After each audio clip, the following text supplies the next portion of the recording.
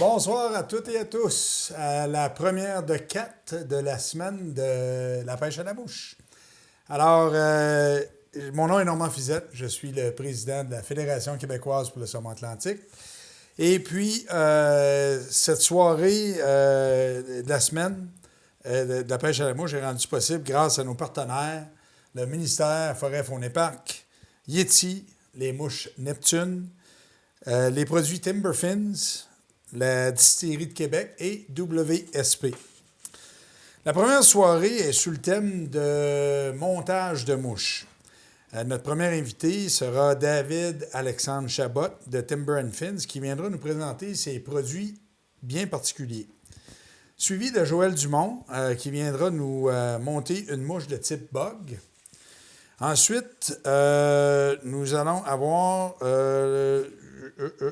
c'est suivi de Benoît Farcy, excuse, je vais mêler dans mes cartons. Benoît Farcy qui viendra nous monter deux mouches, une booby et une nymphe de Mayfly. Pendant la soirée, n'hésitez pas à poser des questions en utilisant le chat à la fin de chacune des présentations. On va prendre le temps de répondre à vos questions.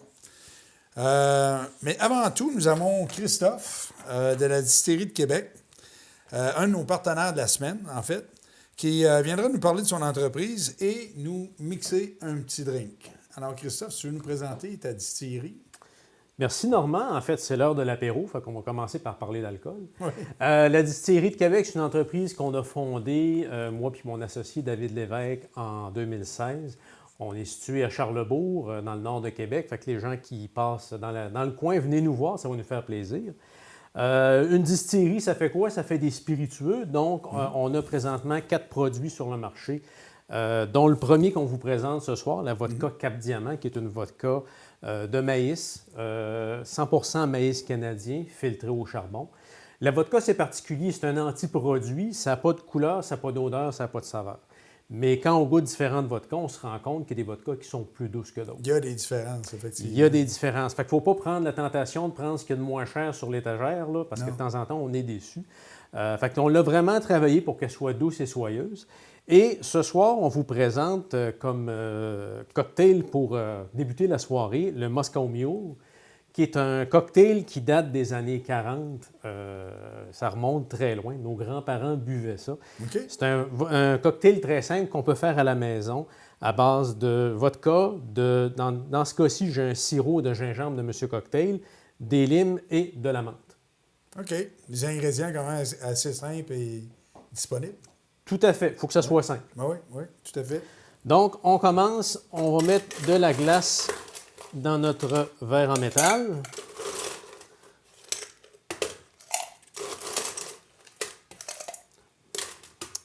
On va par la suite brasser tranquillement la glace pour refroidir notre verre en métal. Ça, en passant, il y a une anecdote derrière ça. Ouais. Le créateur, dans le fond, de ce cocktail-là, il faisait la promotion de sa vodka à travers différents bars aux États-Unis. Puis il se promenait avec un Polaroid.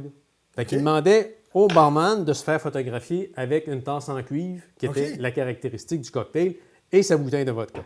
Fait que c'est ainsi que la tasse de cuivre est devenue un standard pour le Moscow Mule. OK. Donc, on rajoute par la suite 1,5 once de vodka.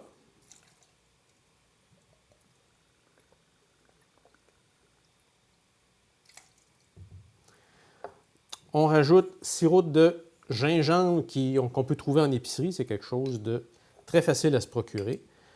Donc, on y va 3/4 d'once de sirop de gingembre. OK.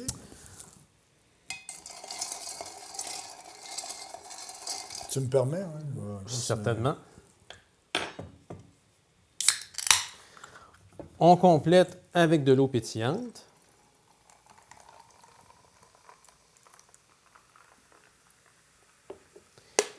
Et puis, on garnit avec tranche de lime. Produit frais, c'est toujours très intéressant. Oui, tout à fait, oui. Donc, et on termine avec une garniture de feuilles de menthe. C'est moi qui ai le privilège. C'est un grand privilège. Cheers. Cheers. Cheers. À nos auditeurs.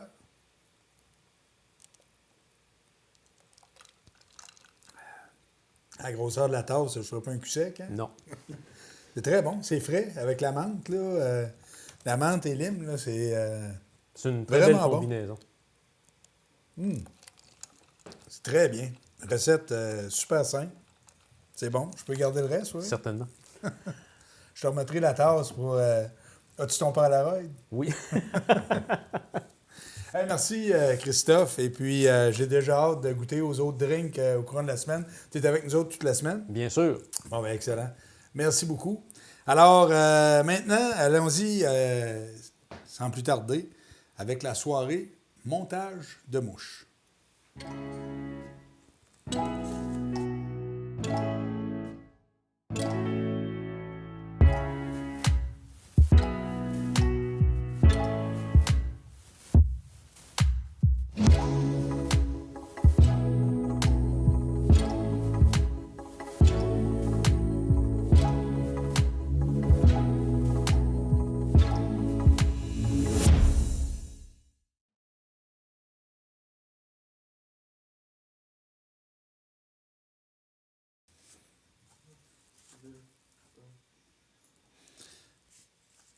Alors, nous allons débuter la soirée avec David Alexandre de la compagnie Timber & Fins qui vient nous présenter des produits, ma foi, très particuliers.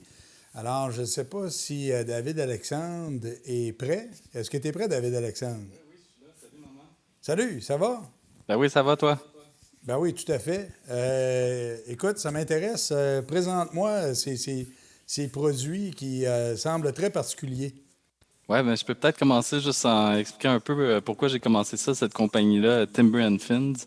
Moi, je suis un passionné de la pêche, puis je trouvais ça vraiment plate de trouver des produits qui étaient toujours en plastique, puis en forme, tout ça. Fait que je me suis dit, je vais commencer à faire des produits qui sont faits à partir de matériaux naturels. Puis donc, j'ai commencé par des boîtes à mouches. Fait que je peux peut-être commencer par te montrer ça. On a des boîtes à mouches qui sont faites en cèdre. Donc, c'est des boîtes qui sont vraiment odorantes. C'est un peu le même principe que les garde-robes de sel, là. Ça éloigne les insectes, fait que ça protège vos mouches. Puis en plus de ça, à l'intérieur, au lieu d'avoir des inserts en foam ou en silicone, bien, on utilise de l'amadou. L'amadou, ça, c'est fait à partir d'un champignon, là. Je ne sais pas si tu connais ça. Non, je connais pas. Vas-y. Puis ça, ça résiste à la moisissure. Puis, en fait, ben, le champignon, de ce que je connais, c'est une moisissure. C'est un champignon qui s'appelle le Fomes fomentarius. Ça, c'est un champignon qu'on trouve sur le bouleau. Fait qu'on on trouve ça dans nos forêts, là. Si vous regardez dans les arbres, là, vous pouvez trouver ça chez nous. Puis le monde utilise ça depuis là, des centaines d'années. Puis ce qui est vraiment super de cette affaire-là, c'est que ça absorbe l'eau. Fait que c'est pour de la pêche à la mouche sèche, c'est vraiment super, là. Tu prends ta mouche quand elle est trop mouillée, tu mets ça là-dedans, puis instantanément, ça absorbe l'eau, puis t'es prête à moucher tout de suite. Fait que quand tu mets tes mouches dans la boîte, non seulement ça les protège, mais ça sèche tes mouches en même temps. OK, cool. Mais Fait que ça ça, veut dire que quand on sèche ça mouillé, est-ce que les coffres se multiplient puis on peut se ramasser avec plusieurs coffres après quelques semaines? Ou... malheureusement, c'est pas comme ça que ça fonctionne. Il faut retourner sur le site web pour acheter d'autres boîtes. Fait que ça, en fait, ça a été notre premier produit qu'on a mis sur le marché. Puis après ça, ben, on a commencé à faire plusieurs produits en cuir. Donc, on a plusieurs portefeuilles à mouches. Je vais vous en montrer quelques exemples, là. Donc, un portefeuille ici qui est à nos produits en cuir, là, c'est du cuir là, qui est à tannage végétal. Donc, c'est une manière naturelle de faire le tannage du cuir. Puis, la fourrure à l'intérieur, c'est de la peau de mouton aussi, qui est aussi à tannage végétal. Donc, ça respire. Donc, des fois, il y a des portefeuilles à mouches qui vont rouiller vos hameçons. Ça respire, donc ça ne rouille pas vos hameçons. Fait que ça, c'en est un. On en a un plus petit format ici qui vient avec un calepin. Puis on en a même des toutes petites patchs comme ça qui viennent aussi, jusqu'au gros rouleau à mouches pour là, les mouches plus à mosquée, OK.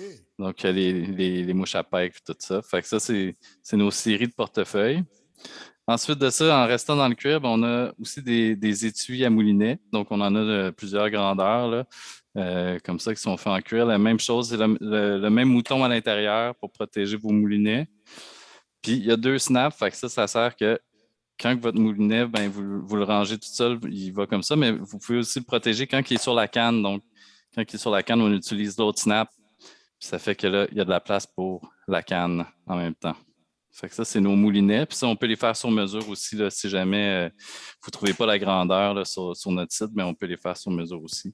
OK, Puis après ça, si oui, tu oui. me permets une seconde, en passant, là, je répète aux gens, s'il y en a qui ont des questions, là, n'hésitez pas là, à utiliser le chat. Là, à la fin, vous allez avoir l'occasion de poser vos questions.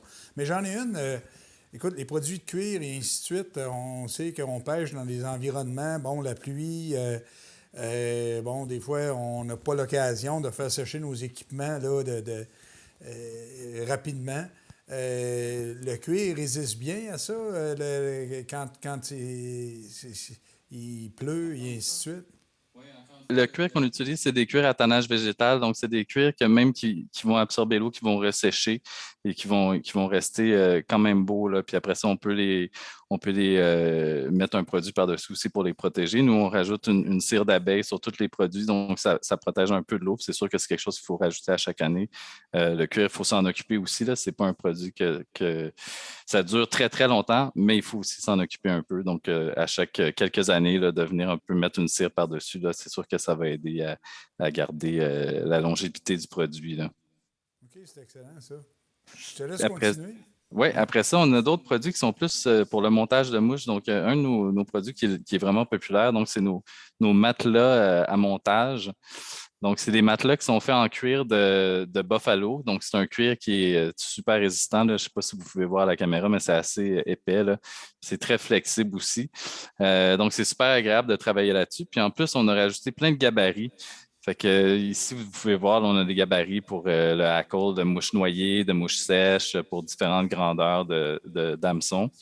Puis on en a quelques modèles, donc je vous montre celui-ci, puis après ça, on en a un autre ici qui est plus pour les mouches à saumon, donc encore une fois des gabarits avec les grandeurs d'hameçons pour le montage. Et puis on en a encore un plus grand pour les gens qui ont des grands bureaux de montage. Donc, on en a un grand maintenant qui fait 32 pouces par 20 pouces, là, donc pour vraiment couvrir votre surface de montage, là. Ah, j'en ai Donc, un ici, là, puis effectivement, là, écoute, du gros cuir épais, là, c'est vraiment un beau produit de qualité, là. ouais, c'est vraiment agréable de monter là-dessus, honnêtement, là. Oui. Fait que, écoute, ça fait un peu le tour de nos produits. On en a d'autres sur notre site web. Aussi, sur notre site web, on a un blog où on montre aux gens comment monter des mouches. Fait que si les gens veulent aller voir ça, là, on a des step-by-step avec les images, tout ça. Puis on a d'autres produits à aller voir là-bas. Donc, notre site web, c'est www.timberandfins.com. Puis pour tout le monde à la maison aussi, on veut offrir 10 %. Donc, si vous utilisez le code de Saumon Québec, vous pouvez avoir 10 % sur votre achat. Fait que si vous avez des questions, là, n'hésitez pas à nous rejoindre, puis ça va nous faire plaisir, là. OK. Bien, en attendant de passer aux questions, j'en ai peut-être une couple d'autres. Ben, en fait, la vente de tes produits, ça se fait. C'est en ligne? Est-ce que c'est disponible dans les boutiques? C'est quoi ton principe de distribution de produits? Donc, tous mes produits sont disponibles sur notre site web et il y en a quelques-uns qui sont disponibles chez Salmo Nature à Montréal, OK. dans la boutique. Excellent, ça. Je ne sais pas si Patricia, non, ça va pour le moment. Alors, écoute, si ça fait pas mal le tour pour le moment, on n'a pas de questions. Si jamais on a des questions au courant de la soirée, les gens se réchauffent, on va s'assurer de t'acheminer les questions dans les prochaines heures, prochains jours. Et juste pour vous dire aussi, tous nos produits, on peut les personnaliser. Donc, si vous voulez offrir en cadeau avec des initiales ou votre nom ou même le logo de votre club ou de votre compagnie, là, c'est possible. Fait que voilà, c'est une autre option. Bien, c'est excellent, ça. C'est super intéressant. Écoute, merci beaucoup. Et puis, ben, sans plus tarder, on va y aller, on va continuer avec le thème de la soirée. La première mouche va être effectuée, montée par Joël Dumont, qui vient nous monter une mouche de type bug. Alors, si Joël est prêt, je ne sais pas si Joël est on deck, comme on peut dire. Et voilà. Salut Joël, comment ça va? Ça va bien. Bienvenue dans ma tanière de montage de mouches. Ouais. Alors, tu vas nous monter une mouche ce soir qui est de type bug. Mais vous allez mieux voir. Fait que une belle petite mouche que j'utilise autant pour la pêche au saumon qu'à la chigan. Fait que, ça me fait plaisir de vous montrer ce beau petit montage-là. Entre-temps, pendant que je vais aller m'installer pour le montage, j'ai une question pour toi. Oui, allez-y. Comment tu as appris la pêche à la mouche de ton côté? Comment j'ai appris? Oh! En fait, j'ai pêché à la mouche, comme bien des gens, là, à taquiner la truite à la mouche, tant bien que mal, sans y mettre beaucoup En fait, sans y mettre tant d'intérêt que ça. En fait, c'est le saumon qui m'a apporté à perfectionner mes techniques de pêche à la mouche. C'est là que s'est développée ma passion, en fait, là, pour ce type d'activité. Je suis un pêcheur de longue date, là, de toutes les autres espèces, mais avec l'engin de pêche qui est la canne à moucher, c'est vraiment le saumon là, qui m'a amené là. Ben oui, super. Puis, en fin de compte, ça m'amène à emmener que des fois, les gens n'ont pas toujours la chance d'avoir quelqu'un pour les épauler quand ils débutent en montage de mouche ou carrément par rapport à la pêche à la mouche. Fait que justement, c'est pour ça que j'ai starté mon entreprise Accès Pêche et Aventure, où ce que je voulais donner la chance à des gens que justement, peut-être des fois, ils n'ont pas de parents ou d'amis qui se connaissaient dans la pêche à la mouche. Fait que j'organise comme des ateliers de montage de mouches. Mais je m'assure tout le temps d'avoir un 30 de l'atelier où ce que je vais donner de la théorie, soit des trucs sur une rivière, soit des trucs de comment pêcher certaines mouches et tout. Puis cette année, en plus, cet hiver, ben, je vais comme donner un atelier où ce que je vais comme donner des outils, comment faire certains nœuds, savoir quelle mouche utiliser selon l'espèce de poisson. Puis en même temps, aussi, je vais dévoiler comment moi je prends pour trouver mes spots de pêche, fait que quel outil j'utilise. Fait que des fois, moi-même, des fois, je n'ai pas tout le temps des gens qui vont me dire ah, va à telle place, mais c'est le fun de savoir un peu comment s'y prendre. Oui, Fait tout à fait. Fait que là, pendant que je suis en train de te parler, je suis en train de commencer, je suis venu m'installer un petit fil de montage. Là, j'utilise un 70 deniers de uni, un blanc. Fait que des fois, j'aime ça, j'utilise différents fils de montage. Fait que là, je vais vous dévoiler certains de mes petits secrets ce soir de montage de mouches.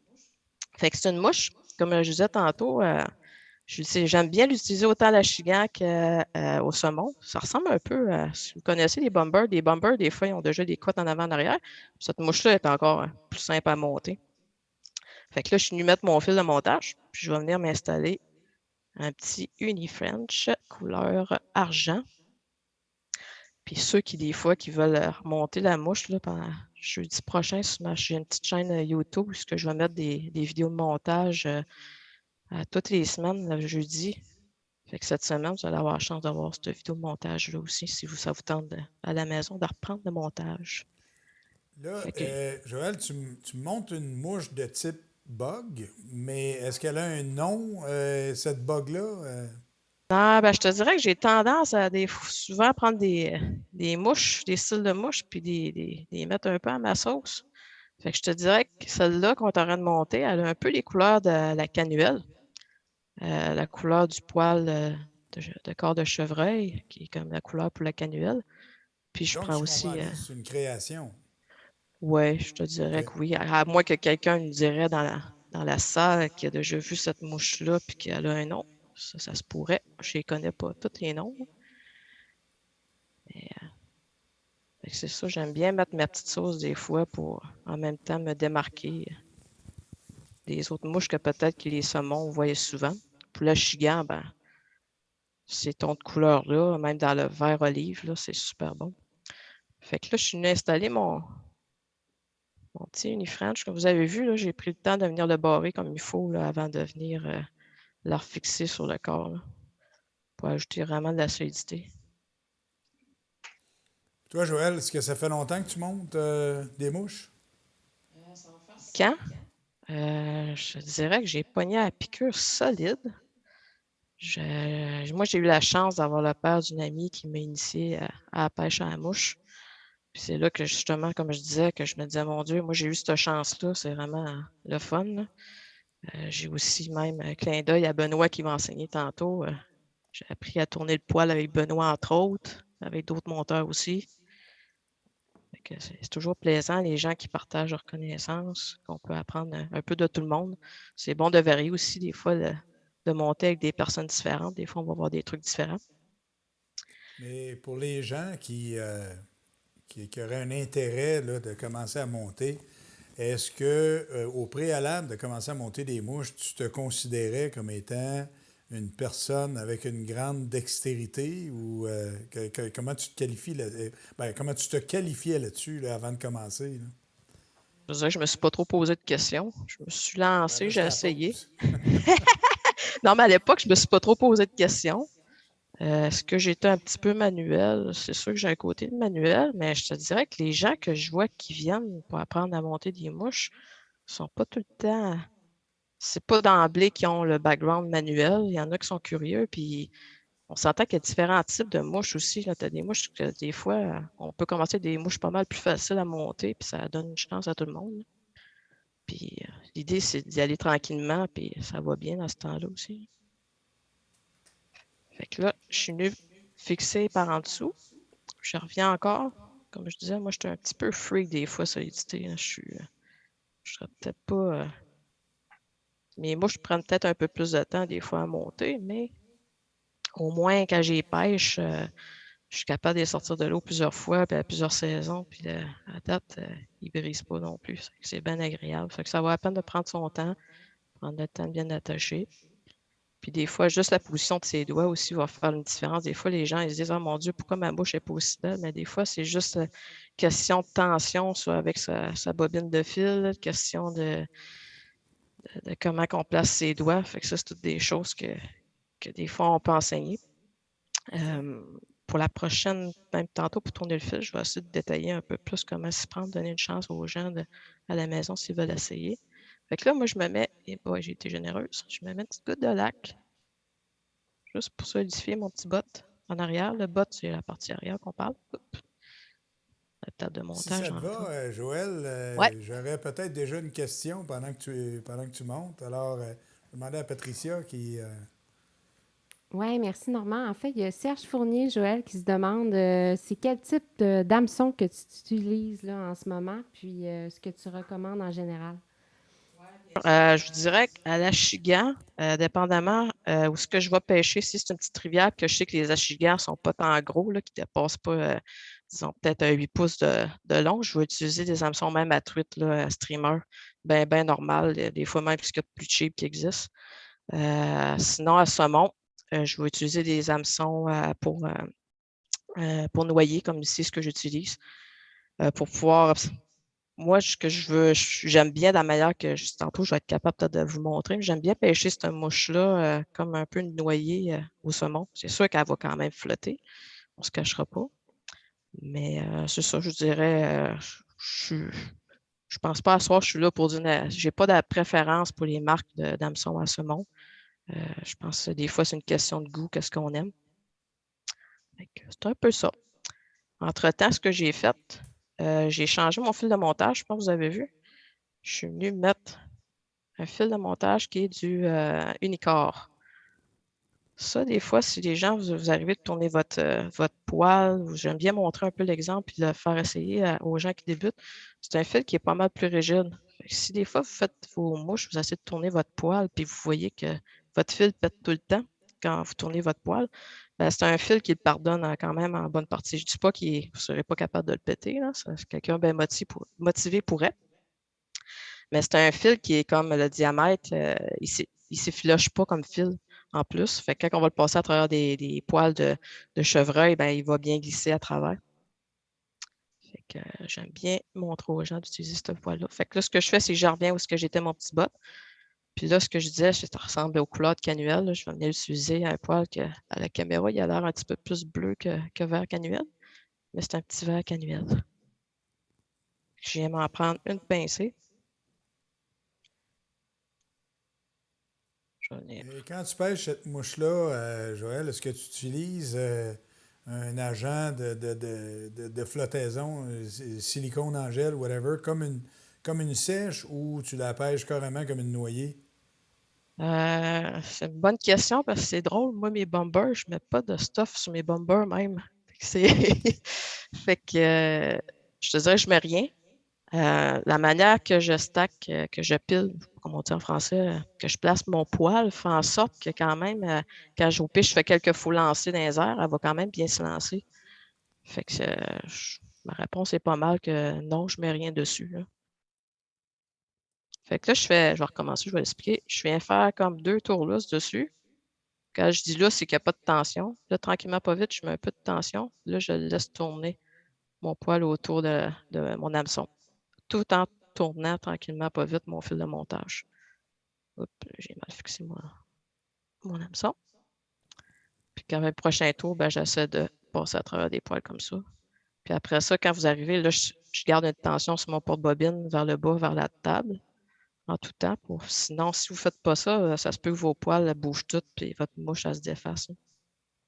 Fait que je viens pousser un peu mes poils vers l'arrière. Après ça, je vais venir ramener mon fil à l'avant de mes poils. Fait que j'utilise mes ongles là, pour pouvoir guider mon fil à l'endroit où ce que je veux. Puis après ça, je refais un autre pincé, puis je vais venir en mettre jusqu'à l'avant. Je répète tout le temps la même étape. J'avoue que pendant que je vais pas mal faire la même étape pendant un bout de temps, Patricia, est-ce qu'il y a d'autres questions que tu es là?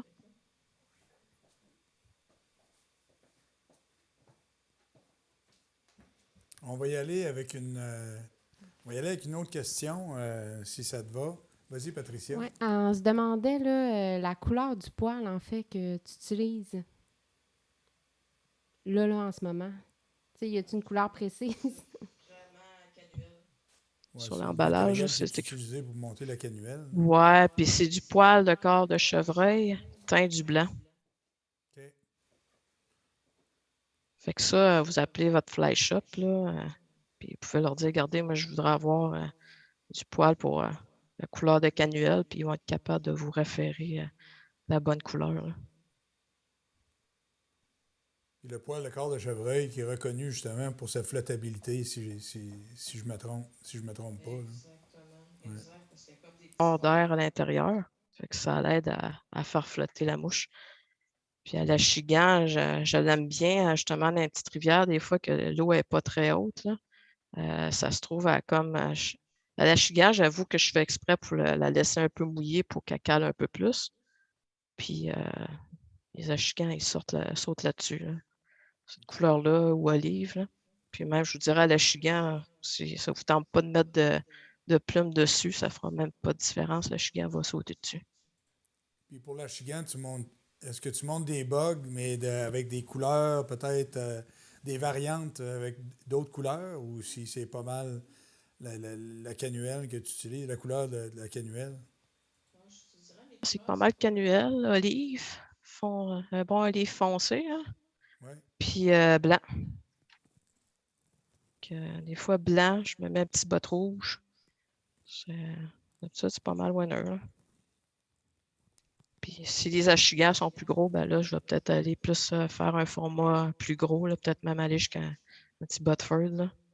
C'est les mêmes tons de couleur. Je suis rendu proche, là. Fait que quand on arrive à la fin, il faut doser sa pincée. J'avoue que là, je me suis gâté pas mal, je l'ai mis pas mal.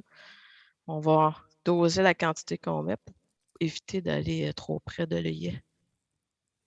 Il faut se garder de la place. Il faut toujours garder en tête qu'il faut se garder de la place pour venir attacher notre fil de pêche, là. Puis je fais toujours des Fait que le mouvements. nombre de touffes de poils de chevreuil que tu mets, en fait, ça dépend de la longueur de la hampe de l'hameçon, j'imagine. Puis là, je n'ai pas pensé, j'aurais pu vous montrer. Il y a toujours moyen aussi, si vous voyez que ça n'a pas viré au complet, il y a moyen de revenir faire une patch de matériel. Juste au lieu de faire une tension constamment en tournant, ben, on va venir comme faire une tension exactement où ce qui est pour le fixer en place, puis là, on va le fixer. Là, c'est expliqué en théorie. C'est ça l'idéal, c'est de le montrer, mais à moins que je me dépêche, puis je serais capable de vous le montrer sur un autre hameçon.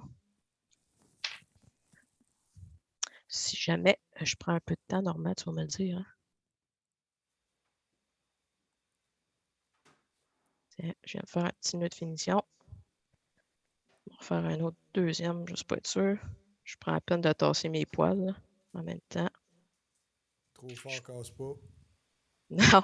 Alors, même les ciseaux, des fois, ils n'aiment pas ça, mais dépendamment des bons ciseaux, ça coupe bien. Pour ça, je vais venir me remettre une petite goutte de lac encore pour modifier. Il faut être sûr que ma tête elle va être solide. Oups. Qu'est-ce que tu utilises comme lac pour tes têtes? La bonne. Il y a différentes marques. Là. Chez Winnie, ils en font aussi. Char en font et tout, mais j'avoue que ma préférée à date, c'est celle-là. Une baignard. Fait que là, la prochaine étape, c'est la partie fun que des fois, les gens aiment peut-être un peu moins. Ils disent que ça fait bien des poils partout. Je vous présente moi, mon truc. Boîte de Kleenex ouverte. Je viens la mettre en dessous de ma mouche avant de venir tailler. Puis, je me garde aussi les rouleaux pour ramasser les poilus sur nos vêtements. Okay. Je m'en garde tout le temps un proche, comme ça. Je passe ça sur ma table, je passe ça sur moi même avant de me lever de ma table de travail. Comme ça, je me donne une chance de ne pas l'amener partout dans la maison. Fait que, ce que je vais faire, c'est que je vais venir montrer rapidos comment que je fais la taille. Puis, fait que je vois grossièrement en premier lieu. Là. Puis, anyway, ce que je veux surtout, c'est venir dégager en arrière le petit bot qu'on a fait. Fait qu'on peut le faire en tenant la mouche dans nos mains.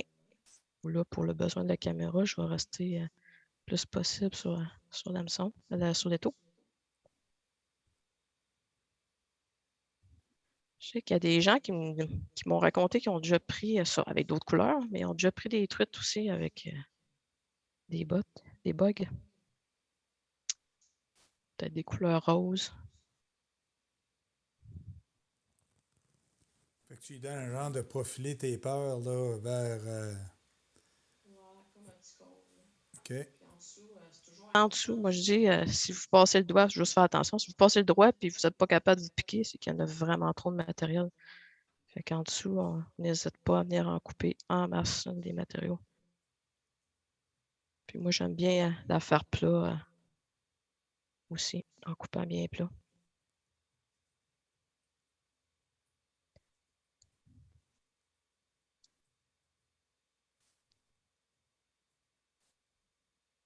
Là, ce que j'avais en tête pour gagner du temps, c'est que je vais monter les grandes bases de même, puis je vais switcher avec une qui est déjà taillée. Ça, ouais, ça va aller plus vite. Je suis quelqu'un qui prend bien son temps. C'est drôle, mais j'adore tailler des poils de chevreuil. Fait qu'on vient comme ça, on taille tranquillement, pas vite. Puis jusqu'à, je vais vous montrer. Prenez votre temps à la maison. Là. Moi, c'est pour le besoin de la cause. Je vais un petit peu plus vite ici. On va arriver avec une forme comme ça, conique. Avec le dessous bien plat en dessous. Puis la forme comme ça, conique. Une fois qu'elle est toute taillée comme ça, je reprends mon fil de montage avec mon petit unicorn blanc. Je vais revenir l'attacher ici à l'avant. Je vais venir passer même par l'autre bord. Fait qu'on voit clairement que les poils sont plus courts sur on peut dire, sur la bedaine de la mouche que sur le dos, là. Tailler vraiment ras le plus possible. Moi, je vais le plus loin que je suis capable d'aller, que mes ciseaux sont capables de couper. Là. Bon, ah, c'est pas le bon fil. J'ai dit de prendre un unicorn, mais c'est pas lui que j'ai pris. Donc, comme on dit, faites ce que le professeur dit, mais pas ce qu'il fait. Tiens, il n'a pas pris le bon. Je vais revenir, attacher.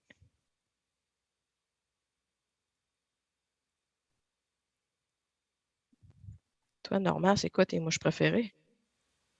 Oh boy. Je suis un gros amateur. J'aime beaucoup la Black Sheep. J'aime beaucoup début de journée, fin de soirée, soit la Undertaker ou la John Holland. C'est pas mal les. Bon, il y a une mouche là, qui a été développée là, dans le Bas-Saint-Laurent que je n'ai pas aussi, qui est la Marjack. Mais ça, on a tous nos maladies mentales. Hein, quand il y a le temps de choisir les mouches, en fait, la mouche la plus productive, c'est celle-là que tu attaches le plus souvent, là, et vice-versa. Fait que c'est la poule puis l'œuf, là. Ouais, puis le jour qu'on pogne un saumon, on dirait que ça devient la mouche que l'on adore. Fait que là, je me suis pris une plume de coq, qui est un petit C'est badger la crème. hackle, Là. en fait, là, c'est ça. Ouais, exactement. Fait que là, ce que je suis en train de faire, c'est que je suis en train d'un peu d'éloigner La un peu les couleur, brins. juste, elle semble un peu olive aussi, ou... Beige. Ah, beige, OK. On voit-tu comme ça? Un petit beige de badger qui est comme avec le centre foncé. Un peu comme je disais, la recette de la Bomber annuelle, là, c'est le même plume qu'on prend. Fait que c'est bien important, plume de coq, parce qu'on veut que les brins soient quand même rigides. Fait que là, il y a différentes façons de les monter. Moi, j'aime bien monter ma plume à l'arrière comme ça. Puis, je la retourne un petit bout comme ça que j'ai attaché. Puis, j'arrête ça là. Il y aurait eu moyen de venir la fixer en premier. C'est libre à vous, là, maintenant. Je pense qu'il faut que vous ayez du fun à faire vos montages de mouches. Puis, je sais qu'il y a différentes façons, des techniques, mais si vous avez du fun et que vous poignez du poisson avec votre mouche, ben, je pense que ça va être bien correct. Fait que là, si on parle du sens, est-ce que je mets le côté illustré vers le haut ou vers le bas? Est-ce que je veux dire, parallèle au plafond, le côté illustré de la plume? Je vous dirais, personnellement, là, moi, souvent, ce que je fais, c'est que je la tourne, je ne me pose même pas de questions. Il y en a qui vont dire qu'on va mettre les brins de la plume toutes vers l'avant. Mais c'est libre à vous, là. Faites-le comme ça vous tente, là. Ça va pogner du poisson quand même, là. Souvent, moi, comme... C'est peut-être moins. C'est peut-être moins important ou ça a peut-être moins d'impact que quand on fait le hackle là, dans le devant d'une mouche, là, comme le hackle spay ou quelque chose du genre, où on veut Mhm. placer les plumes justement pour aller vers le derrière. Là, c'est peut-être moins Ouais, critique puis quand on. des fois, j'essaie que le dernier tour en avant, j'essaie de le mettre tout vers en avant, là. Mais tu sais, OK. il y en a qui disent que ça va forcer l'eau, puis ça va faire une différence. Mais tu sais, je pense que c'est comme on disait tantôt, il y a certaines mouches que pour nous autres, ça va être la mouche qu'il faut prendre à chaque fois. Mais je pense qu'il faut Mais y pour aller avec avoir l'eau pêché goût, là. avec des bugs, c'est un peu le principe. Une bug, ça dérange. Là. Mm, mm. C'est pas fait pour être délicat, c'est pas fait pour être furtif, en fait. C'est que souvent, on voit que sans que ça soit vraiment noyé, c'est pas flottant non plus. C'est comme entre deux eaux. On voit le sillon en Mhm. arrière.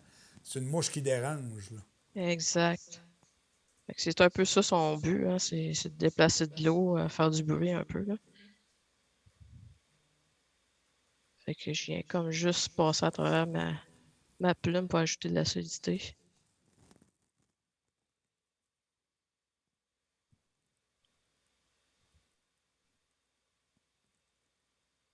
Fait que cet hiver, entre autres, là, dans les ateliers, on a un atelier sur des mouches à saumon.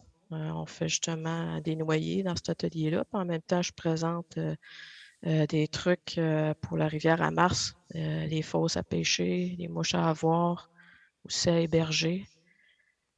Sinon, d'autres ateliers qu'on donne, on en donne une aussi pour. Ça peut être. C'est des mouches qui peuvent faire autant pour la truite, le chigan et autres, qu'on voit comme des leeches dedans. Une petite nymphe aussi. Puis en même temps, souvent, j'essaie d'avoir des monteurs invités. Il n'y a pas seulement moi qui enseigne dans mes ateliers pour faire un peu de diversité. Cette année, on a un monteur invité qu'on a mis anonyme. Les gens apprennent le nom de la personne seulement quand ils s'inscrivent. Ça ajoute un peu de piquant à la chose. OK. J'ai été écraser un peu mes poils. Côté perfectionniste, j'aime On pas arrive ça. avec la petite touche finale. Ouais, c'est ça. Là, je me suis en train de me dire, faut pas que je sois trop perfectionniste à soir.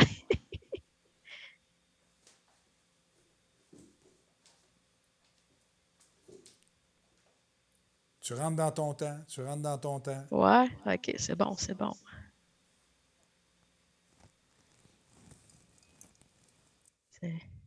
Au moins, elle va être un peu plus belle. Puis depuis l'été passé, je guide à la pêche à la truite sur la rivière Nicolet. Fait que quand j'ai commencé à pêcher à la mouche, j'ai commencé à la truite. J'ai toujours, quand même, j'aime la pêche au saumon, là. C'est vraiment trippant et écœurant, là, pogner des beaux saumons. Puis la truite, ben, c'est un autre mode. On s'entend qu'il y a un peu plus de truite que de saumon. Bon, des fois, on a un peu Ah, plus c'est de chances clair. d'en piquer, là. Je trouve que ces deux poissons qui sont tellement beaux là, à regarder avec le côté argenté et tout. Là.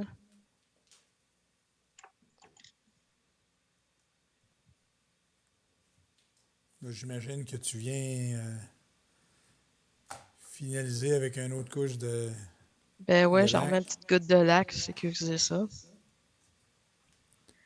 Puis ça, c'est le fun quand on connaît déjà cette technique-là. Là, c'est un bon début là, pour tourner le poil. Là. Après ça, si vous faites vos propres mouches, là, mais d'aller taquiner pour la pêche au brochet, là, Tu mets une c'est couche de lac sur tes mouches ou si tu reviens plus tard pour une deuxième. exact. Je la laisse sécher, OK. puis je reviens pour en remettre un autre après. Ou sinon, j'aurais pu mettre de la colle UV.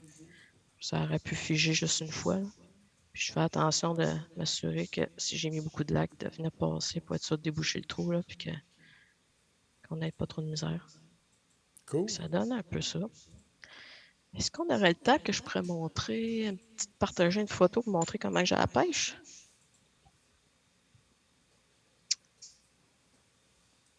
On a-tu le temps? Qu'est-ce que tu veux nous montrer? J'ai pas trop compris. Je disais, on a-tu le temps que je partage une petite photo, montrer comment j'ai la Ah, pêche, OK. montrer une petite image? Non, je ne peux pas partager. Il est désactivé, on ne peut pas partager. OK. Ouais,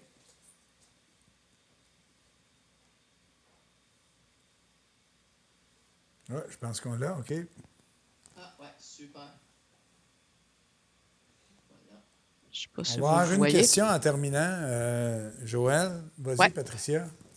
Oui, j'ai Marjolaine qui se demandait, en fait, c'est quoi l'avantage de monter ses propres mouches versus d'en acheter selon toi? Tu sais, c'est sûr qu'on retire un bénéfice de pêcher avec sa mouche, mais outre ça, Moi, je dirais que c'est de s'assurer peut-être de la qualité de la mouche que vous allez avoir, que quand vous allez la lancer à l'eau, qu'elle ne se défera pas après 2, 3 lancers. Au moins, puis en même temps, l'autre avantage, en plus, si on parle de saumon, ben, c'est le fun, c'est qu'on peut les mettre à notre goût, faire des mouches que il n'y en a pas, je sais pas combien de pêcheurs qui l'ont peut-être passé avant vous dans une fosse de saumon, là. Fait que ça peut faire une différence, là. Oui, puis à quelque part, c'est sûr que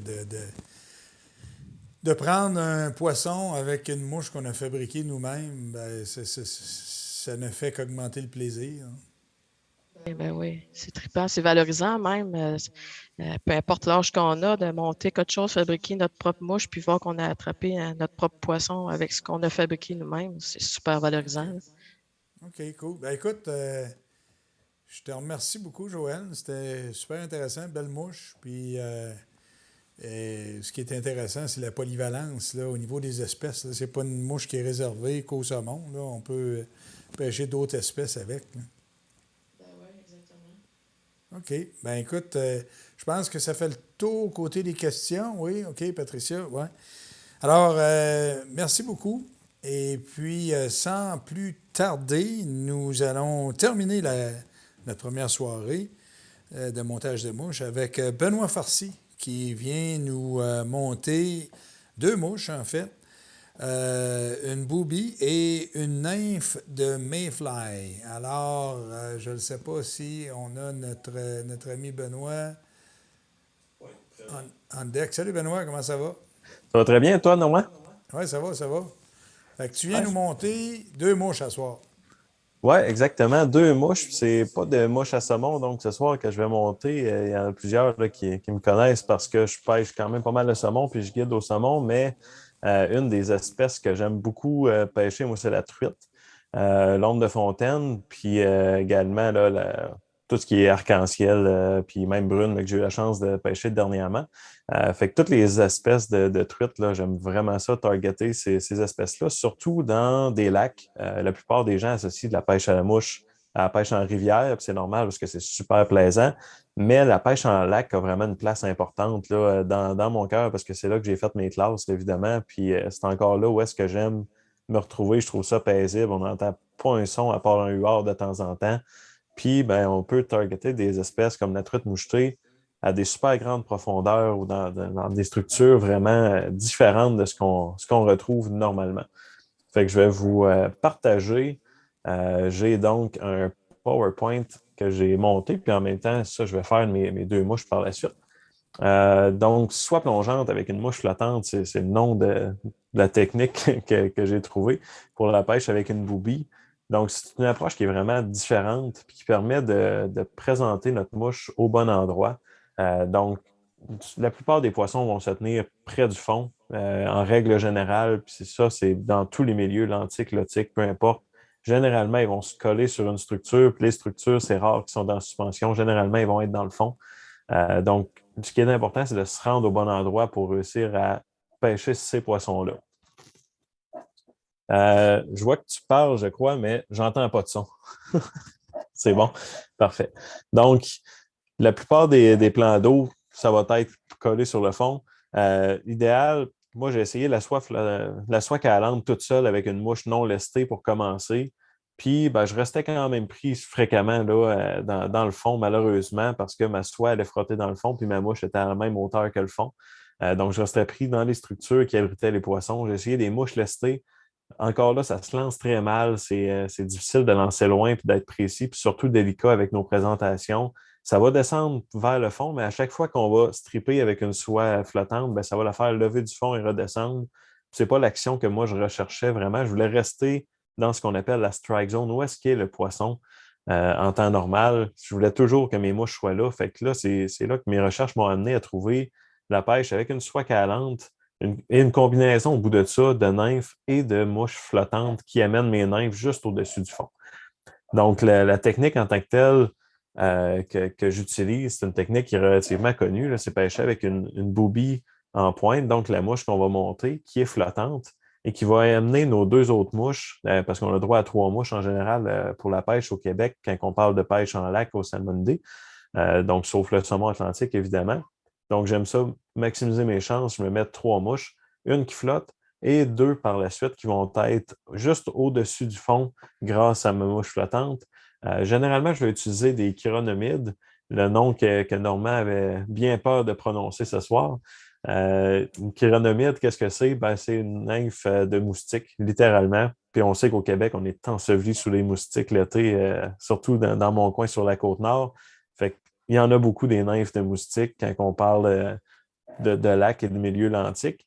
Et la deuxième que j'aime beaucoup utiliser, celle-là qu'on va monter ensemble, c'est une nymphe d'éphémère, de mayfly. Pourquoi? Parce qu'ils sont très présents également dans les milieux lentiques que sont les lacs du Québec. Puis, on a des éphémères dans absolument tous les plans d'eau du Québec, sans exception ou à peu près, à moins qu'ils soient excessivement toxiques ou chimiques ou dénaturalisés. Généralement, on va trouver des mayflies. Donc, c'est 2 mouches vraiment passe-partout que j'aime joindre dans mon montage, puis qui vont me permettre de maximiser mes chances, en fait, de prendre des poissons. Puis comme on voit sur l'image que je vous partage, c'est que notre soie calante, elle va aller draguer le fond. Elle va se promener vraiment collée sur la structure. Mais vu que nos mouches passent un petit peu plus haut, ben, ça va nous permettre de ne pas rester pris et de conserver nos mouches directement dans la face des poissons pendant tout le long. La première mouche qu'on va monter, oui. Benoît, une petite question comme ça, quand tu parles de pêcher à des profondeurs, justement, faire descendre la soie vers le fond et ainsi de suite, mais on parle de quelle profondeur? Dans un lac, là, tu pêches dans quoi? Dans du 25-30 pieds d'eau? Ou... À 25-30 pieds. Le plus profond que je me suis rendu jusqu'à ce jour, c'est 99 pieds. Mais essayez-le pas, ça donnait pratiquement plus rien rendu là. C'était juste pour un test, mais on peut pêcher pratiquement toutes les profondeurs avec une soie triple densité. Chez moi, on attend assez souvent. Moi, la soie que j'utilise, c'est une soie qui a 3 densités dans le fond, qui va caler à 3 pouces secondes pour commencer, 5 pouces par la suite et 7 pouces en bout de ma soie. Donc, ça me permet de présenter ma soie de façon droite dans la colonne d'eau au lieu de faire une balloune. Ça améliore mon ratio de ferrage. Avec cette soie-là, en attendant assez longtemps cet été, là, je draguais le fond dans 35 pieds d'eau, vraiment tranquillement. On ne ramène pas très, très rapidement ces mouches-là. Là, on va faire un inch retrieve qu'on appelle.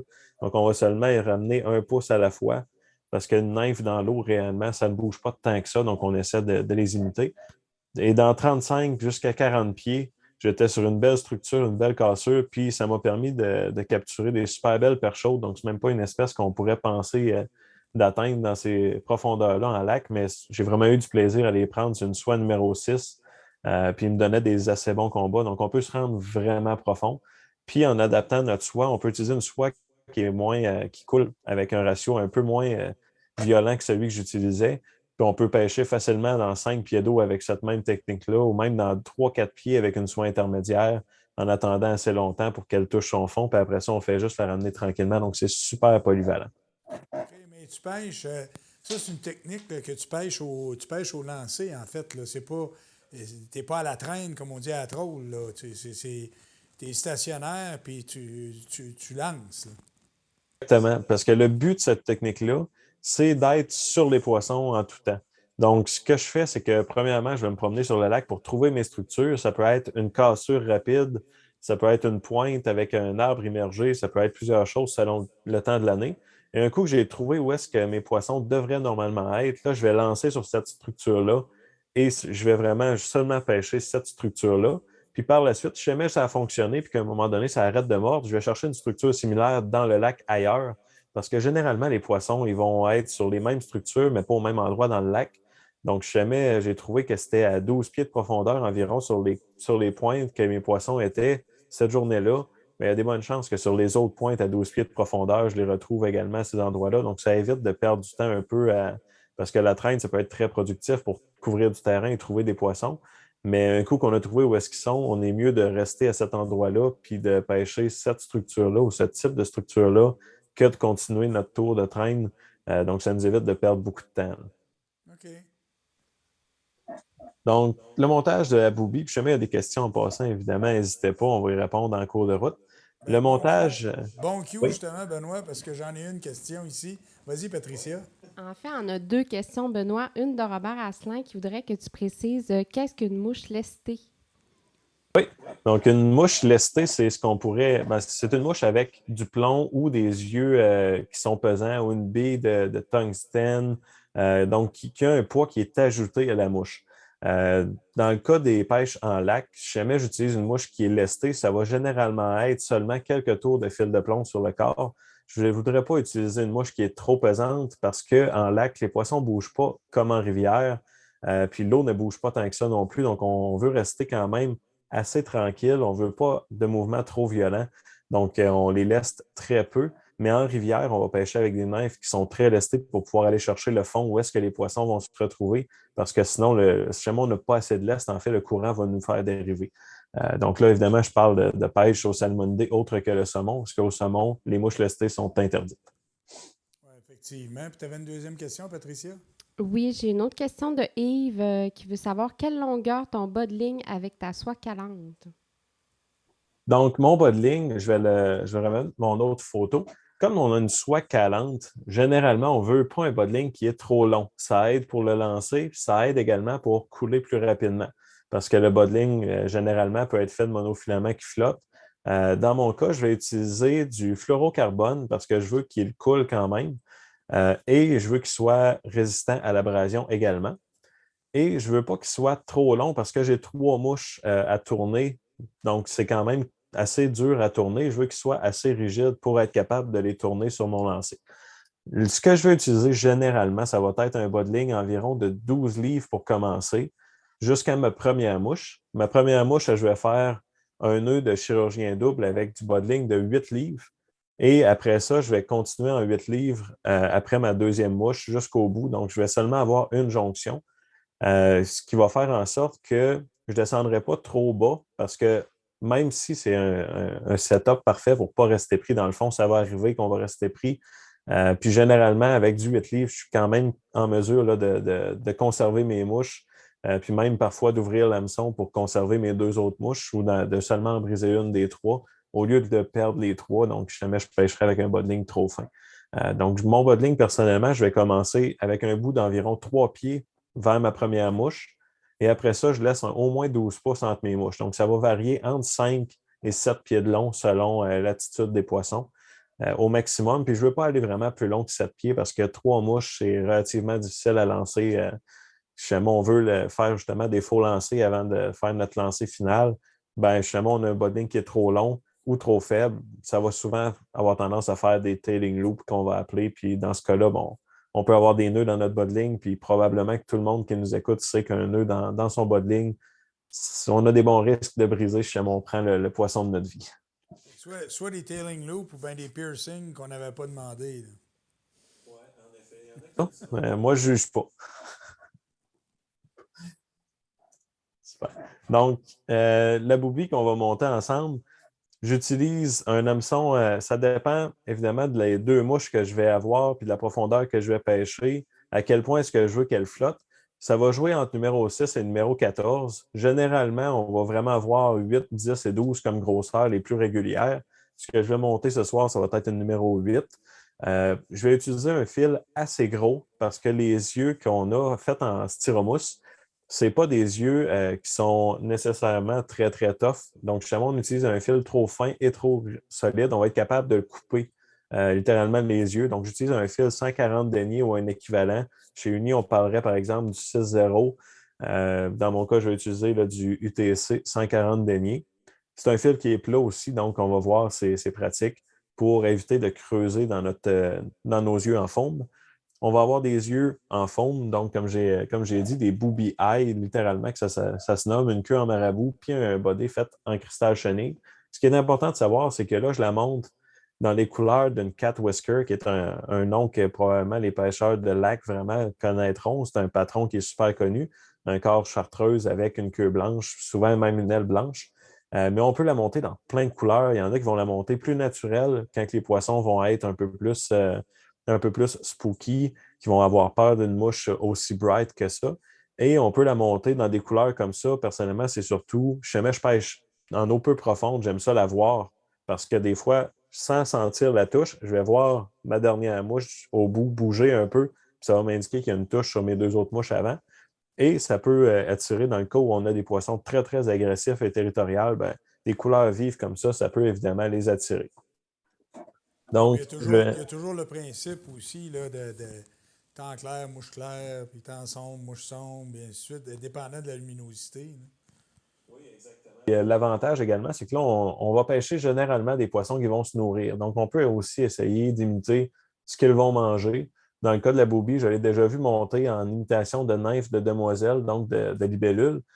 Puis avec les gros yeux, ça fait beaucoup de sens parce que c'est une nymphe qui a des très gros yeux vraiment proéminents. Donc, ça nous permet justement d'avoir un profil naturel dans la strike zone en tout temps. Donc, c'est une mouche qu'on peut vraiment adapter selon nos besoins. Donc, je vais tourner ma caméra pour qu'on puisse voir où est-ce qu'on va monter.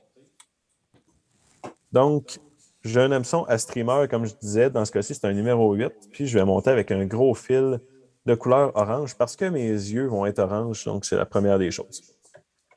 Moi, j'aime ça, venir faire une base à mon corps.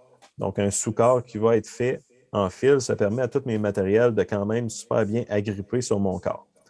Les yeux que je parlais, donc, c'est un cylindre rond coupé dans du foam. Ça se nomme des booby eyes. La plupart des magasins de pêche à la mouche vont en tenir. Si ce n'est pas le cas, essayez un autre magasin. Sûrement qu'il y a quelqu'un qui va en avoir dans le coin. Et on va monter ça sur le dessus complètement de notre hameçon, exactement comme on monterait, par exemple, les yeux d'une Clauser minnow. Donc, je commence par faire 2 ou 3 tours d'un côté et en changeant de sens, je viens faire quelques tours sur l'autre sens sans mettre trop de pression parce que c'est quand même du foam, c'est mou, c'est fragile. Et je vais venir tourner seulement autour de mes yeux. Donc, vous voyez, quelques tours. Et ça, je vais le serrer un peu plus. Ce que ça a pour effet, ces derniers tours-là, c'est de venir, si on veut, les locker, les barrer sur le dessus de mon hameçon. Là, je peux jouer avec, puis ils n'ont pas tendance à vouloir aller de chaque côté. Pour ajouter encore plus de solidité, par exemple, moi, ce que j'aime faire, c'est venir mettre une goutte de Crazy Glue en dessous ou de lac standard. Le lac standard va cependant pénétrer un peu dans nos yeux. Et par la suite, je vais tasser mon fil de montage vers l'arrière et je vais tout de suite. Oui. Est-ce que tu as déjà eu des produits de lac, Crazy Glue, whatever, qui faisaient fondre ton foam? Parce que des fois, on sait qu'il y a comme des réactions chimiques qui se font. Là. Faire fondre, ça ne m'est pas encore arrivé, mais ça m'est déjà arrivé de voir une tête de popper, par exemple, tourner au rouge après avoir mis de la Crazy Glue. J'ai aucune idée de la réaction qui a pu se produire, mais c'est arrivé. Je n'avais pas détesté l'effet dans ce cas-là parce que ça me permettait de peinturer à très peu de frais une tête de popper, mais j'étais quand même resté vraiment surpris. Okay. Celle que j'utilise, je vais vous le montrer. Là. Ce pot-là, malheureusement, est pratiquement vide. Mais c'est la Flat Tire Z-Ment. À date, j'ai eu aucune réaction avec aucun produit, autre que, évidemment, elle commence à être un peu épaisse parce que je l'ai ouvert vraiment très souvent, mais ce produit-là, à date, c'est pas mal mon meilleur. Ça sèche en environ 15 secondes. C'est très solide. Ça va très bien. La laque fait un très bon travail également, sauf qu'elle est beaucoup plus longue à sécher, évidemment. Au niveau de la queue de la mouche, je viens prendre une plume de marabout blanc et petit truc comme ça, ce que j'aime faire, le bout de la plume, vraiment, justement, on plie nos fibres. Le bout de la plume, il est plus rigide, évidemment, que les barbules, donc je viens le couper parce que je veux que ça aille du mouvement et ça pourrait restreindre mon mouvement. Par la suite, je vais venir simplement avec mes doigts tout lisser le bout de ma plume et je veux que ce soit environ la longueur de mon corps, de mon hameçon qui dépasse vers l'arrière. On vient attacher ça sur notre hameçon et je l'attache sur toute la longueur, donc ça vient donner un peu plus de volume à notre corps. Et comme c'est une mouche qu'on veut qui flotte et qui ne descende pas trop vite dans l'eau, c'est bien d'avoir quand même du volume. Donc, ça donne de la restriction. Au niveau de la descente, ça la fait descendre moins vite, malgré le fait qu'elle se fait évidemment tirer par la soie. Le corps de cette mouche-là, dernier matériel déjà, c'est du ice chenille. Donc, c'est une chenille vraiment à flash. Dans ce cas-ci, j'utilise la grosseur médium. C'est pas mal la grosseur pour toutes les boobies que je vais utiliser. Et la couleur chartreuse, donc qui est très, très flash et qui va être très visible par les poissons. Évidemment, je vais venir l'enrouler autour de mon corps pour le recouvrir en entier. Et une fois rendu à mes yeux, je viens faire un tour vraiment tout juste en arrière de mes yeux et je viens la passer sous mon hameçon pour venir l'attacher devant mes yeux. Pourquoi ça? Ça aide à remplir un tout petit peu le gap qu'il y a en dessous. Et en ayant fait mon dernier tour vraiment, vraiment collé sur mes yeux, qu'est-ce que ça a amené? C'est que ça a venu pousser sur mes yeux pour leur donner une petite restriction de plus vers l'avant et les maintenir en place. Là, je vais retourner mon étau pour venir couper vraiment le plus près possible. La dernière étape, c'est simplement de faire notre nœud de finition. Donc, ce n'est pas une mouche qui est compliquée. C'est pas la mouche qui va se faire mordre le plus souvent, mais c'est la mouche que je trouve qui est le plus utile dans mon arsenal quand je pêche avec cette technique-là, évidemment. Et un peu de lac, évidemment. Excuse Bernard, tu dis, en fait, le poisson ne mord pas nécessairement dessus, mais il sert plus comme attractif, en fait, ou... Vraiment à amener nos autres mouches au bon endroit dans la colonne d'eau plus qu'elle flotte. Et en plus de ça, évidemment, avec ses couleurs, donc c'est une mouche qui est attractive et non pas imitative. Dans le cas des poissons super, super agressifs, ça peut fonctionner. Ça m'arrive parfois d'avoir des morsures dessus, mais la majorité du temps, ça va être sur les deux autres nymphes que je vais l'utiliser en combinaison avec. OK. Donc, je vais simplement réouvrir mon document.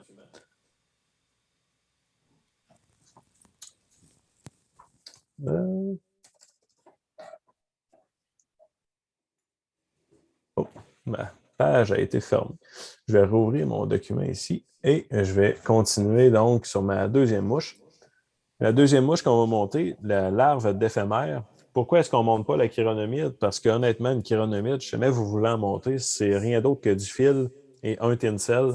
À part que ça, il n'y a pas vraiment d'autre matériel à ajouter là-dessus. C'est excessivement simple. Donc, on fait un hameçon d'une couleur, que ce soit noir, rouge ou olive, et on met un tinsel pour faire des côtes dessus.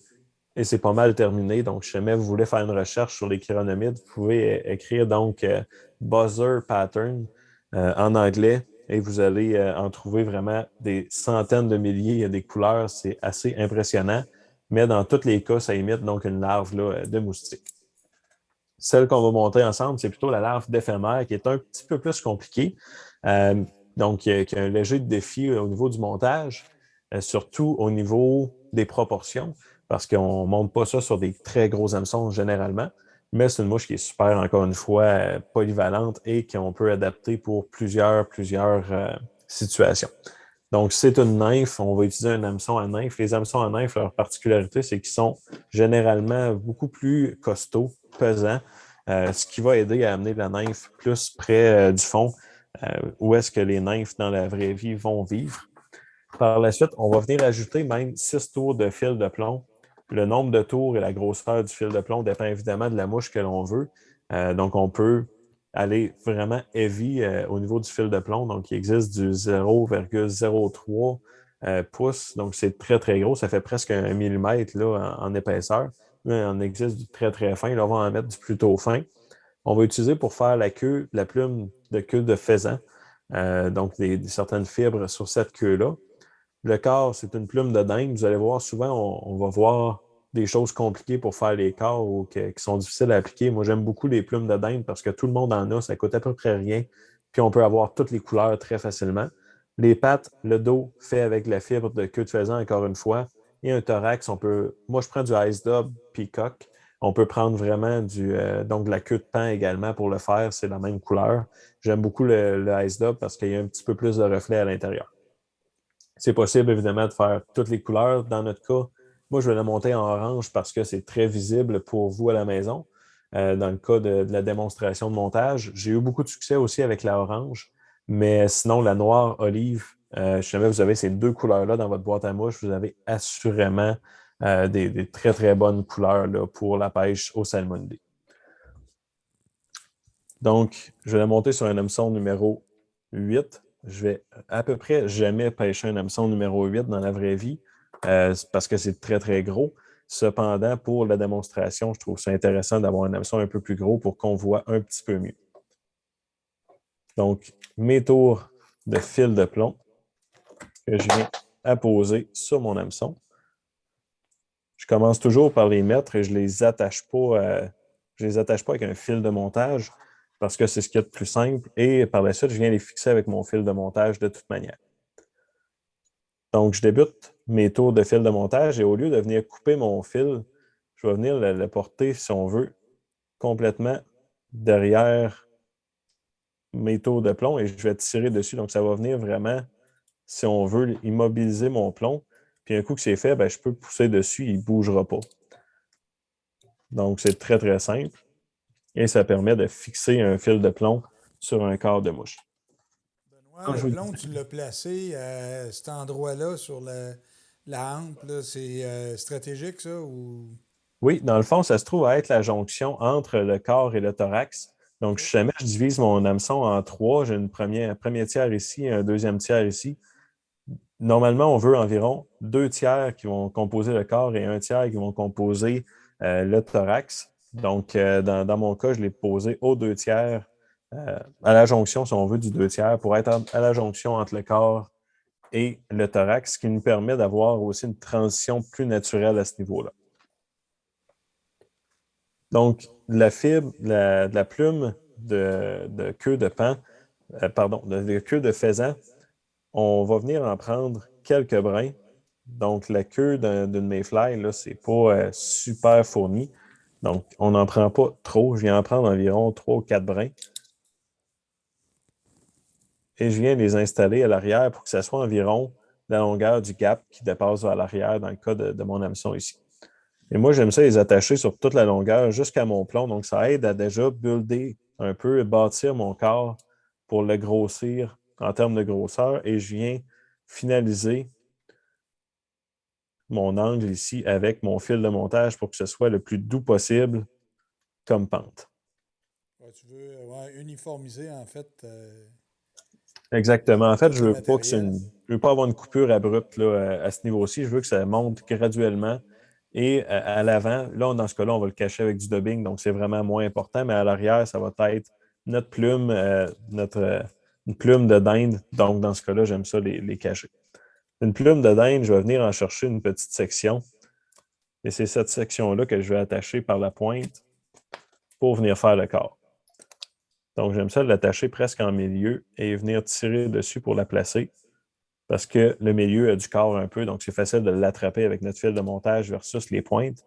Et mes premiers tours ici, je ne les fais pas très, très serrés. Je fais juste mettre du fil et par la suite, je vais venir le serrer, ce qui va l'empêcher de glisser parce que mes premiers tours, si jamais je le serre tout de suite, j'ai un fil, dans ce cas-ci, c'est du UTC 70 denier, donc c'est assez fin, ça pourrait le couper.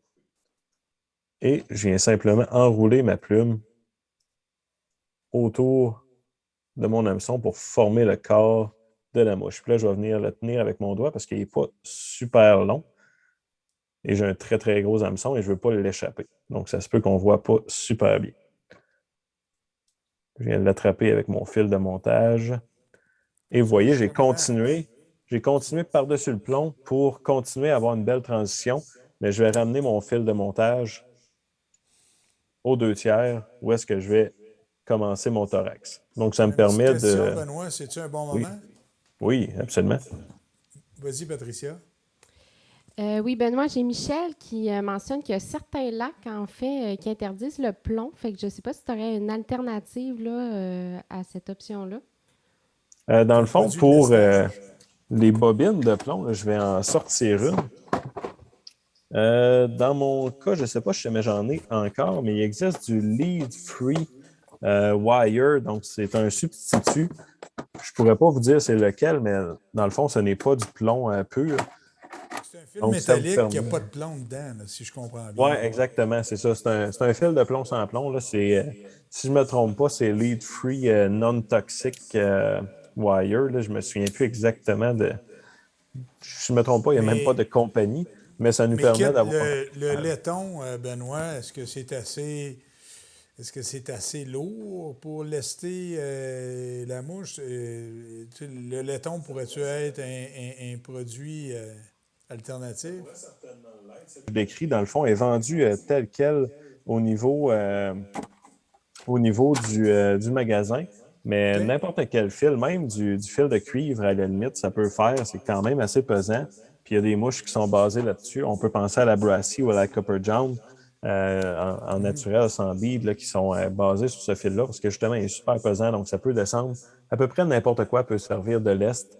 Tant qu'on est créatif, je crois qu'on peut en trouver sans problème qui sont pas conçus de plomb, parce que je comprends la problématique du plomb dans nos clans d'eau, là, même que c'est interdit de chasser les oiseaux migrateurs avec de la bille de plomb pour ces raisons. Oui, effectivement. Donc, si jamais on veut continuer, on voit que j'ai fait une petite base de fil, environ 2 tiers de ma mouche. Je vais venir me rechercher encore une fois d'autres fibres. Dans ce cas-ci, je vais en prendre un peu plus parce que je veux avoir au moins 3 ou 4 pattes de chaque côté. C'est ce qui va faire les pattes et le dos de mon insecte. Donc, je m'en coupe environ 8 à 10 fibres que je vais venir attacher. J'ai amené mon fil de montage à l'avant. Je veux que ça dépasse environ de la hampe de mon hameçon, environ du gap vers l'avant. Je l'attache sur le dessus jusqu'aux 2 tiers donc, de mon hameçon. Tantôt, on va venir les retourner de côté pour venir former les pattes.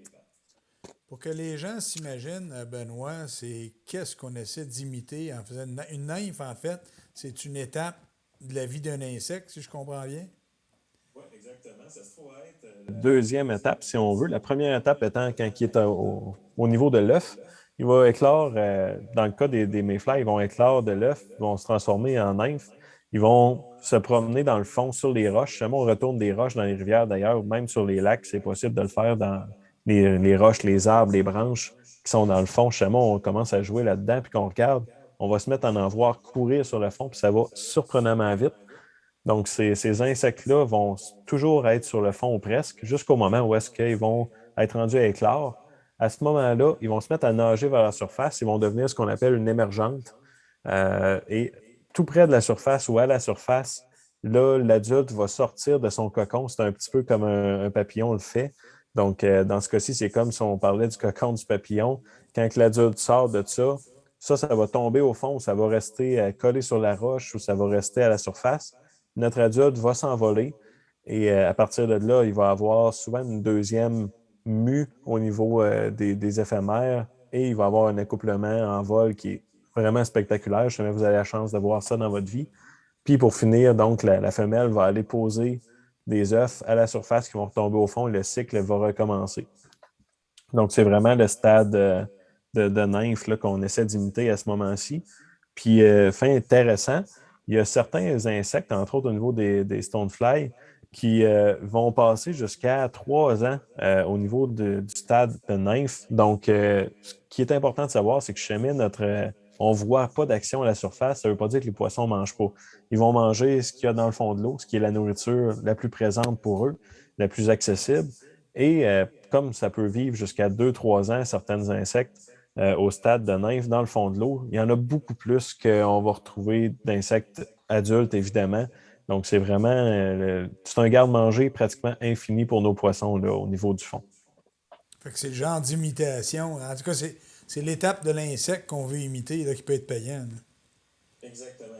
En fait, le poisson va manger à 80% dans sa vie à ce stade-là, les insectes qu'il va manger. Donc, chez moi, on veut être pas mal certain qu'on va être d'en face du poisson, premièrement, parce qu'on va la pêcher au bon endroit, puis avec quelque chose qui est susceptible de manger à ce moment-là, c'est vraiment mettre les chances de notre côté que de pêcher avec des nymphes. Donc, notre corps, notre thorax, comme j'ai dit, c'est du ice dub de couleur peacock. C'est un dubbing. Donc, c'est des fibres lousses qui sont synthétiques dans ce cas-là et qui sont vraiment brillantes. C'est la raison pour laquelle je les aime bien. Je viens les tourner donc entre mon pouce et mon index sur mon fil. Puis on les tourne toujours du même côté et des très petites quantités à la fois. Ça aide à ce que ça colle sur notre fil. On peut s'aider aussi avec une certaine cire. On peut s'aider avec des produits comme ça. Personnellement, j'en mets rarement parce que j'utilise du fil qui est déjà ciré et je trouve que ça colle déjà assez bien comme ça. Donc, je l'ai simplement enroulé autour de mon hameçon jusqu'à l'avant. Rendu à l'avant, je vais venir avec mon pouce poussé sur ma plume. Mon but, c'est que ça vienne faire des pattes de chaque côté en quantité à peu près égale et je vais rabattre donc le restant de ma plume qui pendait vers l'arrière. Donc, ça va venir, premièrement, faire mon dos et ça va venir séparer également les pattes à l'avant. Et là, en repoussant vers l'arrière avec mon doigt, je vais venir m'assurer que c'est bien attaché avant de venir le couper pour pas qu'il glisse vers l'arrière. On coupe notre excédent. Et je viens faire, toujours en nettoyant avec mes doigts, là, poussant vers l'arrière, quoi que ce soit, la tête de mon insecte et un bon nœud de finition, suivi d'une goutte de lac. Donc, ça va venir compléter notre mouche. Et si jamais on veut s'assurer de la solidité, évidemment, la plume de queue de faisan, c'est pas ce qu'il y a de plus solide. On peut venir utiliser donc un petit peu de colle UV pour venir mettre sur le dos de notre mouche. Ça va vraiment aider à la durabilité de ce patron-là. Et souvent, ça peut faire un beau fini aussi luisant là, qu'on aime quand même beaucoup voir sur nos mouches. Et avec une lampe UV, je viens la sécher. Personnellement, ce que j'aime beaucoup, c'est prendre la lampe UV, oui, mais par la suite, je vais les mettre sur le bord de la fenêtre et le soleil va vraiment venir terminer le travail. Et avec l'impact du soleil prolongé sur une colle UV comme ça devient vraiment solide comme de la roche, presque indestructible. Et souvent, dans le cas de cette mouche-là que j'ai laissée sécher au soleil, j'ai vu la mouche qui restait pratiquement plus aucun dubbing au niveau du thorax, mais le dos était encore présent. Fait que c'est très, très solide. Là. C'est une bonne façon de venir améliorer la durabilité de notre mouche. Donc, on voit les pattes de chaque côté, ce qui donne une nage naturelle à notre insecte, une apparence plus naturelle également. Dans ce cas-ci, c'est orange parce qu'on voulait qu'on voit bien, mais c'est une couleur quand même à ne pas négliger. Chez moi, on a des poissons qui sont réellement actifs et qui vont se nourrir activement, qui ont besoin d'un petit peu d'être dérangés dans ce cas-ci. C'est sûr que quand tu montes ça sur une 14, là, ça demande un petit peu plus de dextérité, j'imagine. L'âge des rivières, là, on peut même descendre jusqu'à du 16, du 18 et j'en ai déjà monté sur du 20 avec lesquels j'ai eu beaucoup de succès. Mais quand c'est l'insecte que les poissons vont cibler, ben, dans ce cas-là, on n'a pas le choix de s'y adapter. C'est vraiment ça qu'il faut faire finalement, s'y adapter. C'est la bonne façon de faire pour être en mesure là, parfois de capturer les truites qui peuvent être capricieuses. C'est juste plus dur un petit peu sur le bout des doigts quand tu montes, là. En effet, puis avec l'âge, ça devient plus dur au niveau des yeux aussi. Je sais pas de quoi tu parles. Non. OK, je ne sais pas si toi, ça complète, Benoît. Est-ce qu'il y a d'autres questions? Ça va là-dessus? Ben écoute, merci beaucoup. Écoute, c'était super intéressant. Pas juste le montage, mais en fait, là, la technique que tu utilises là, en lac, là, je suis certain qu'il y a bien des gens qui vont essayer d'adapter cette technique-là puis aller essayer ça l'année prochaine. Plaisir d'être ici et de partager ça avec vous. Puis, si jamais il y en a qui ont des questions, surtout pas hésiter à me rejoindre. Je suis quand même assez facilement joignable sur les réseaux sociaux. Bon, ben c'est excellent. Merci beaucoup, Benoît. Merci. Bon, ben écoutez, gang, ceci complète notre soirée. Joignez-vous à nous demain. Demain, ce sera sous le thème, c'est la soirée scientifique, qui sera animée par notre directrice générale, Myriam Bergeron. Et puis, par la suite, avant de terminer, naturellement, je veux féliciter, en fait, dire merci à nos présentateurs de ce soir. On a Christophe de la Distillerie de Québec, son drink que je viens de terminer, malheureusement, qui était hyper bon. Ensuite de ça, on a eu David-Alexandre Chabot de Timber Fins, Joël Dumont et Benoît Farcy, nos monteurs. Je profite de l'occasion pour vous parler de la 5e édition du Festival Palme, qui va se tenir en web diffusion, pandémie oblige. Les billets et la programmation seront disponibles dès demain matin. Je tiens à remercier de nouveau nos partenaires qui rendent cette soirée, cette semaine en fait, possible. On a le ministère de la Forêt, Faune et Parcs, on a Yeti, les mouches Neptune, les produits Timber Fins, la Distillerie de Québec et WSP. Là-dessus, merci d'avoir été là en si grand nombre et on se revoit pour ma part mercredi et jeudi, car demain, comme je l'ai mentionné, la soirée sera animée par notre directrice générale, Myriam Bergeron. Là-dessus, bonne soirée à tous.